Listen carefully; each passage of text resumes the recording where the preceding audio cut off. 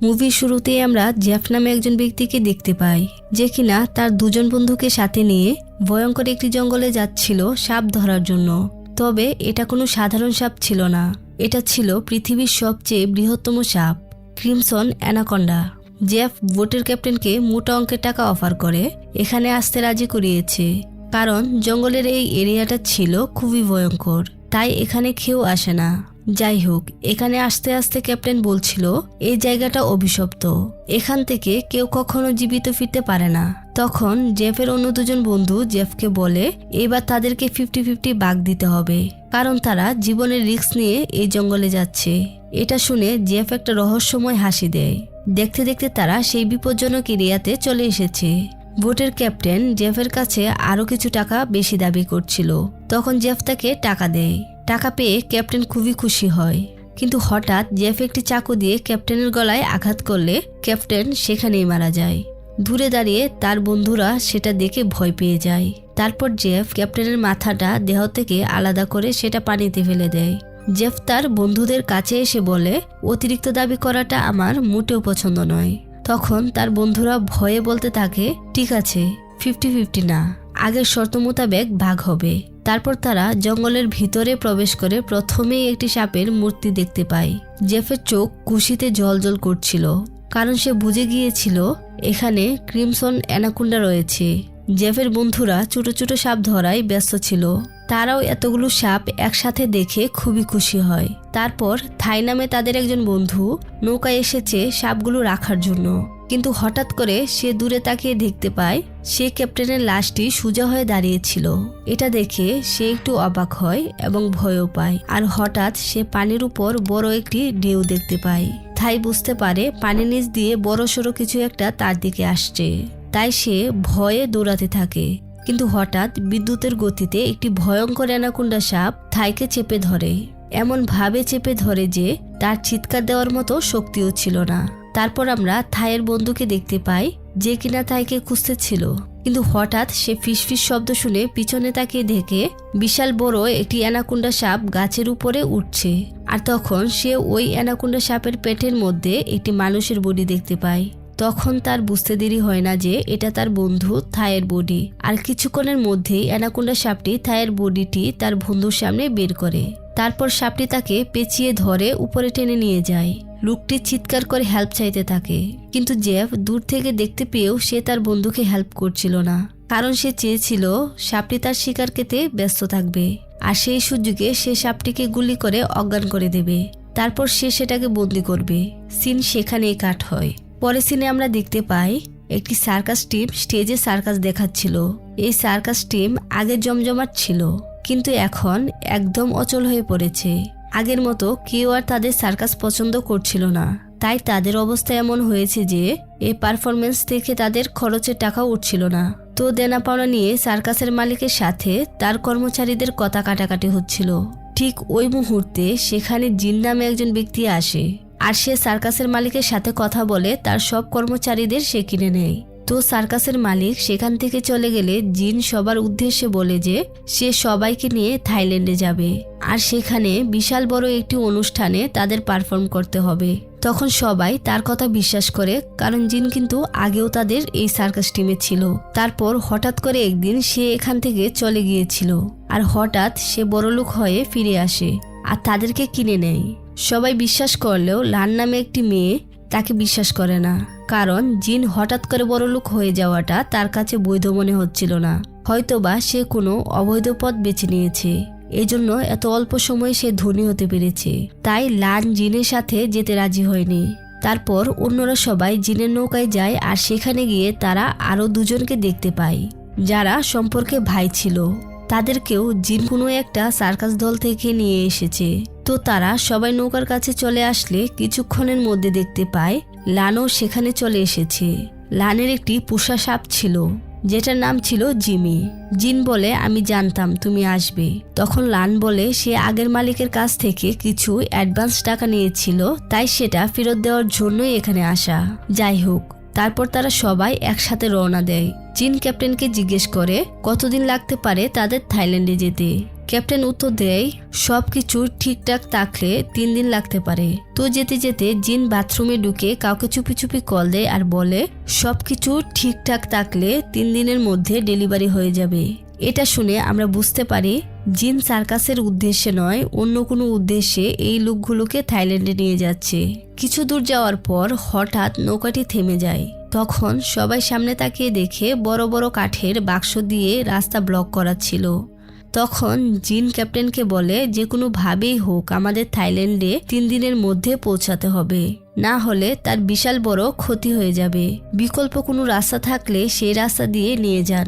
তখন ক্যাপ্টেন বলে বিকল্প রাস্তা দিয়ে গেলে অনেক দেরি হয়ে যাবে, 3 দিনের মধ্যে যাওয়া সম্ভব না।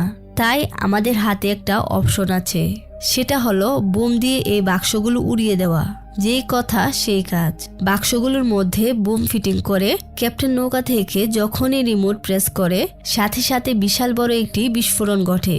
কিন্তু বাক্সগুলোর মধ্যে সাপ থাকার কারণে বিস্ফোরণে সেই সাপগুলো ছিটকে এসে নৌকার মধ্যে পড়ে। সাপের ভয়ে সবাই এলোপাথারি দৌড়াদৌড়ি করতে থাকে।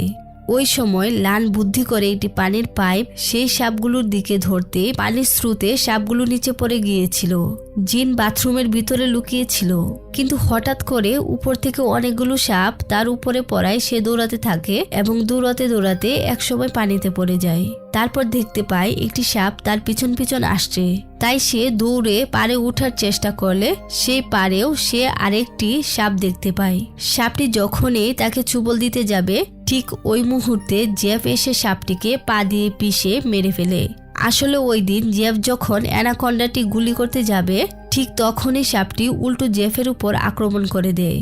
তখন সে জীবন বাঁচানোর জন্য কাঠের বাক্সের মধ্যে লুকিয়েছিল।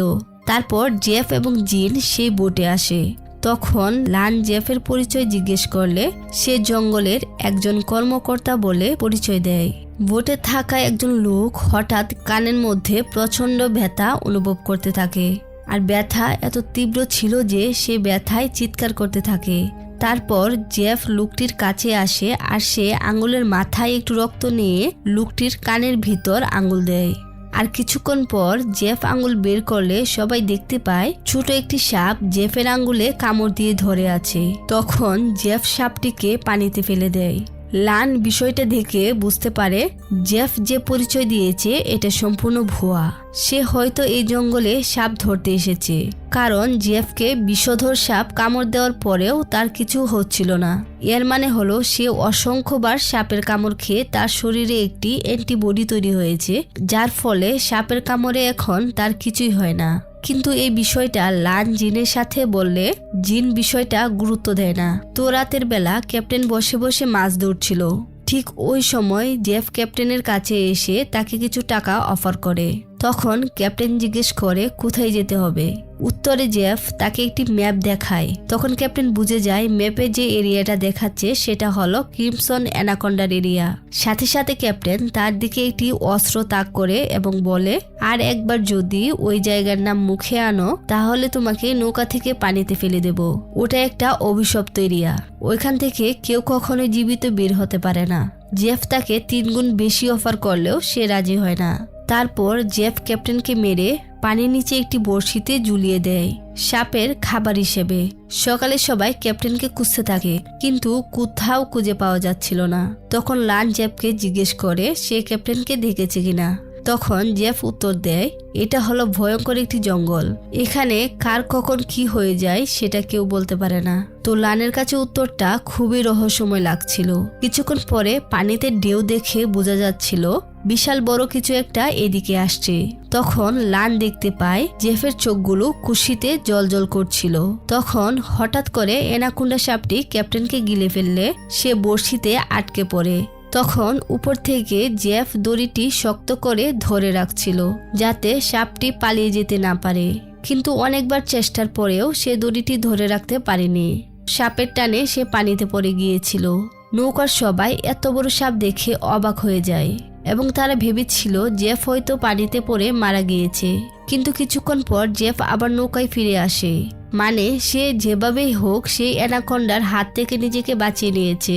তো বাকিরা সবাই যখন জেফকে এই সাপ সম্পর্কে জিজ্ঞেস করতেই যাবে, ঠিক ওই মুহূর্তে তারা দেখতে পায় নৌকার চাঁদের উপরে বিশাল বড় সাপটি হা করে তাদের দিকে তাকিয়ে আছে। আর সাথে সাথে ক্যাপ্টেনের বডিটি মুখ থেকে বের করে, যা দেখে সবার হুঁশ উড়ে যায়। এরপর সাপটি নৌকার মধ্যে ঝড় শুরু করে দেয়। সবাই যে যার মতো পালিয়ে নিজেকে বাঁচানোর চেষ্টা করছিল। সাপটি লানের উপর আক্রমণ করতে চেয়েছিল। তখন বোটে থাকা একজন লোক বুদ্ধি করে মাটির একটি হাড়ি সাপের মুখে ঢুকিয়ে দেয়। তখন সাপ সেই হাড়িটি ভাঙার জন্য আপ্রাণ চেষ্টা করছিল। সাপটি এলোপাতাড়ি ছুটাছুটি করার সময় ভোটের মধ্যে আগুন লেগে যায়।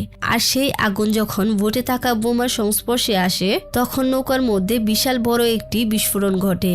আর সেই বিস্ফোরণে নৌকার মধ্যে আগুন লেগে যায়। সাপটি অনেক চেষ্টার পর এই হাড়িটি ভাঙতে পারে এবং নৌকা থেকে নামার আগে আগুনে পুড়ে মারা যায়। এরপর নৌকায় থাকা মানুষগুলো যে যার মতো পানিতে লাফিয়ে পড়ে এবং সাঁতরিয়ে পাড়ে উঠে। কিনারায় উঠার পর সবাই জেফের উপর রাগারাগি করছিল। লান জেফকে বলছিল ক্যাপ্টেনের মৃত্যুর পিছনে আপনার হাত আছে। তারপর জেফ জিনকে বলে এই জঙ্গলে একটি ক্রিমসন অ্যানাকন্ডা রয়েছে। তারা যদি সেই সাপটি ধরতে পারে তাহলে তারা হয়ে যাবে পৃথিবীর সবচেয়ে ধনী লোক। জেফের কথা শুনে জিন টাকা লোভে পড়ে যায় এবং সে তাকে বিশ্বাস করতে শুরু করে। তো হঠাৎ করে তাদের সাথে থাকা আরেকটি মেয়ে, যার নাম আলী, তার ঘাড়ে কিছু একটা কামড়ের দাগ দেখা যায়। তখন জেফ বলে এটি বিষাক্ত একটি মাকড়সার কামড়ের দাগ। যদি কিছুক্ষণের মধ্যে এর প্রতিষেধক না দেওয়া হয় তাহলে হয়তোবা মেয়েটি এখানেই মারা যাবে। আর প্রতিষেধক আনার জন্য আমার নৌকায় যেতে হবে। তখন অনিচ্ছা সত্ত্বেও লান সহ বাকি সবাই জেফের সাথে যেতে থাকে। কিছু দূর যাওয়ার পর তারা একটি জলাশয় দেখতে পায়। তখন একটি মেয়ে সেখান থেকে পানি খেতে গেলে জেফ তাকে বাধা দেয়, কারণ এই পানির মধ্যে এমন একটি পোকা ছিল। এই পোকাটি যদি কারো দেহের ভিতরে ঢুকতে পারে তাহলে সে সংক্রমিত হয়ে যাবে এবং তাদের দেহের ভিতরে এত পরিমাণ পানি তৃষ্ণা অনুভব হবে যে সে পানিতে ডুবিয়ে মারা যাবে। তারপর তারা একটি গুহার মধ্যে আশ্রয় নেয়। রাতের বেলা তারা একটি সাপ ধরে আর সেটাকে পুড়িয়ে খেয়ে ফেলে। তারপর রাতের বেলা সন্ন্যাসী টাইপের লোকটি একটি ভয়ঙ্কর স্বপ্ন দেখছিল, যেখানে অনেকগুলো অ্যানাকন্ডা সাপ তাদেরকে পেঁচিয়ে ধরছে। তারা সবাই আপ্রাণ চেষ্টা করছিল বের হওয়ার জন্য, কিন্তু পারছিল না। আর হঠাৎ করে লোকটির ঘুম ভেঙে যায় আর পাশে তাকিয়ে দেখে তার ভাই সেখানে নেই। তখন সে ভাইকে খোঁজার জন্য হাঁটতে হাঁটতে সেই জলাশয়ের কাছে চলে আসে আর দেখতে পায় তার ভাই পাগলের মতো সেই পানি পান করছে। তখন লোকটি অনেক চেষ্টা করছিল ভাইকে এখান থেকে নেওয়ার, কিন্তু সে কোনোভাবেই নিতে পারছিল না। আসলে তার ভাই ভুল করে এই জলাশয়ের পানি পান করেছিল, তাই তার এই অবস্থা। তারপর হঠাৎ লোকটি তাকে দেখতে পায় বিশাল বড় একটি অ্যানাকন্ডা সাপ তাদের দিকে আসছে। তখন সে নিজের জীবন বাঁচানোর জন্য ভাইকে ফেলে রেখে দূরে লুকিয়ে পড়ে। কিছুক্ষণের মধ্যে সাপটি তার ভাইকে পানির নিচে টেনে নিয়ে যায়। লোকটি অনেক বেশি কষ্ট পায় আর সে চিৎকার দিয়ে কান্না করতে থাকে। পরের দিন সকালে ঘুম থেকে উঠে সবাই আবার হাঁটা শুরু করে, কিন্তু কিছু দূর যাওয়ার পর দেখতে পায় সামনে বিশাল বড় একটি জলাশয়। তাই তাদেরকে এই জলাশয় পার হয়ে ওই পারে যেতে হবে। তারপর তারা পানির উপর দিয়ে সামনে যেতে থাকে। সবাই ভয়ে ভয়ে সামনে আগাচ্ছিল। সবার পিছনে ছিল সেই সন্ন্যাসী।